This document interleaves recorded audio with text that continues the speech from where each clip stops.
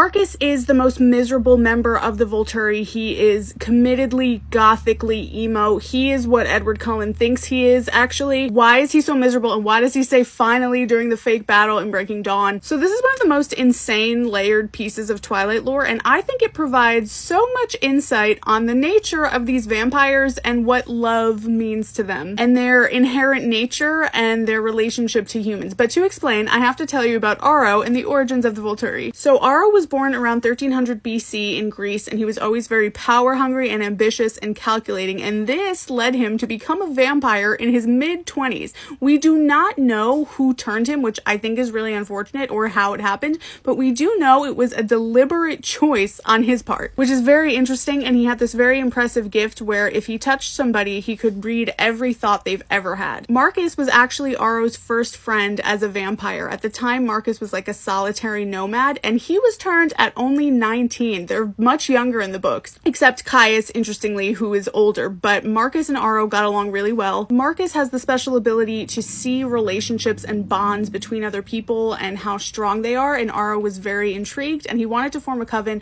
with Marcus and also Caius, who does not have a gift, but Aro saw potential in his hatefulness and thought he would be easy to manipulate and use. Marcus really didn't like Caius very much, but he could see the growing bond between him and Aro, and he was like, okay, so they formed the Volturi. Meanwhile, Aro turns his sister Didyme into a vampire, hoping that she'll have a mind-reading gift like his, but she doesn't. Her gift is an aura of happiness. She made everyone around her really happy, and she had subtle hints of her gift while she was human, which attracted many suitors, but she was never really interested, and her allegiance was always with Aro. Until, of course, she met Marcus, and Marcus was absolutely enamored with her, and they quickly fell in love. And Marcus and Didyme have the strongest bond in all the Volturi. So at this point, the Volturi consists of Marcus and Didyme, Caius and his wife Athenadora, and Aro is the last of the coven to find a mate, and he looks for a very specific type of woman, a human. So he finds Sulpicia, an orphan with very few ties to the human world. He successfully pursues her, of course, and Sulpicia submits happily to being with Aro forever and becoming a vampire, because that's what humans do when vampires pursue them. And I just think it's interesting that when a vampire seeks out a human for a romantic attachment, they tend to be looking for something specific. Anyway, at this point, they didn't want to add any more members to the actual coven so as not to dilute the power, so this is how the Volturi Guard is formed. They're subordinates. And Aro, at this point, is already deeply into searching and collecting gifted and talented vampires. And Didyme's gift actually drew the first members in. And although the coven developed under the guise of a more balanced share of power, of course, Aro becomes the main decision maker behind everything, naturally as he planned. Marcus and Didyme are so in love and so happy together that after a while they stop caring about Aro's plan for vampire world domination, and they actually consider just running off together and leaving the coven.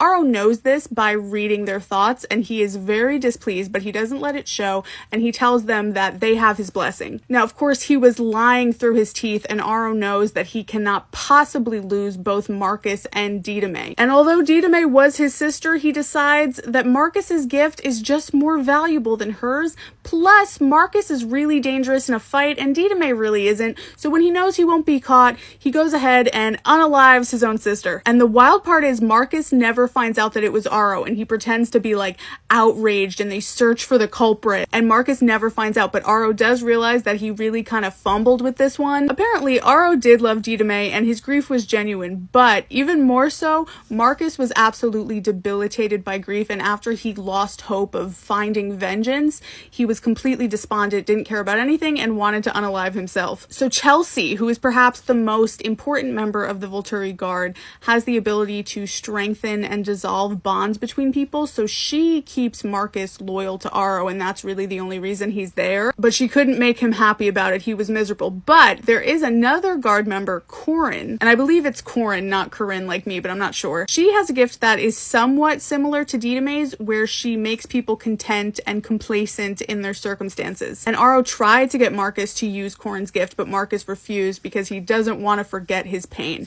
Now, believe it or not, there's more. Corin's gift is very effective, but it's also very addictive, and it's very easy to develop a dependency where you need Corin to be happy at all. So Aro limits his exposure. And interestingly, there's this theory that we've talked about that Didyme's gift might have been addictive like Corin's, and that's part of the reason Marcus is the way he is, because after such such heavy exposure to Didyme, he lives in withdrawal. And I think all these vampires are very drug-like to humans. But Corin actually has an official job. Her job is protecting the Volturi Wives. Why do the Volturi Wives need protection, you ask? Well, after witnessing Marcus be completely debilitated by losing Didyme, Arl and Caius figured that the only reasonable solution so that didn't happen to them was to lock Sulpicia and Athenadora up. Like, literally, they are so heavily guarded that they're like prisoners, and Corin isn't actually protecting them. They're protected by much stronger vampires. She's soothing them into complacency because they're trapped, but Corin keeps them happy about it, you know, in an addictive way. Interesting. You know, I feel like we might have heard some of these themes before.